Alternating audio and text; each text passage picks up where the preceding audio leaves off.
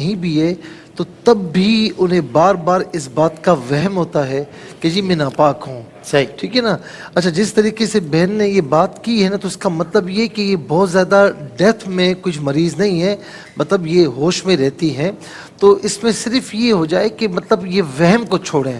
پہلی چیز ایک توہم کو بالکل چھوڑ دیں کہ بار بار وضو کر رہی ہیں, بار بار نماز پڑھی ہیں, اس کو چھوڑ دیں. ایک مطلب وضو کر لیا بس آپ صحیح ہیں, ٹھیک ہے.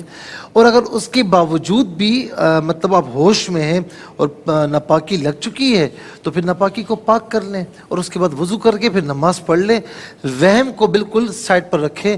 اور اس کا بہترین طریقہ یہ ہے کہ آپ نماز سے پہلے لا حول ولا قوت الا باللہ العلی العظیم پڑھ لیا کریں تاکہ شیطان کی دخل اندازی نہ ہو. پھر اس کے بعد ایک جو ہے وہ بہن نے پوچھا کہ شوہر نے کہا میں نے تجھے چھوڑ دیا, میں نے تجھے چھوڑ دیا, میں نے تجھے چھوڑ دیا. تو اب اگر جو ہے یہ رخصتی کے بعد یہ معاملہ انہوں نے کیا ہے تو چھوڑنے کا لفظ علماء کرام نے اس کو طلاق سری میں لکھا ہے. اچھا جی جی, اس کو بائن میں نہیں لکھا, یعنی کنایتاً نہیں لکھا, صراحتاً لکھا ہے کیونکہ کنایت کے لیے اور الفاظ ہیں. تو اگر انہوں نے یہ کہا کہ میں نے چھوڑ دیا, میں نے چھوڑ دیا, میں نے چھوڑ دیا, جتنی مرتبہ کہا اتنی مرتبہ طلاق واقع ہو جائے گی. اللہ اکبر. ہاں اللہ اکبر. جی بالکل ایسا ہی ہے. یہ ایسا ہی جیسے کسی نے کہا میں نے تجھے طلاق دی, طلاق دی, طلاق دی, ایسا ہی ہے. یعنی اتنی اور یہ عورت حرمت مغلظہ کے ساتھ یہ ان کے لیے حرام ہو چکی ہیں اور اب کوئی رشتہ باقی نہیں رہا.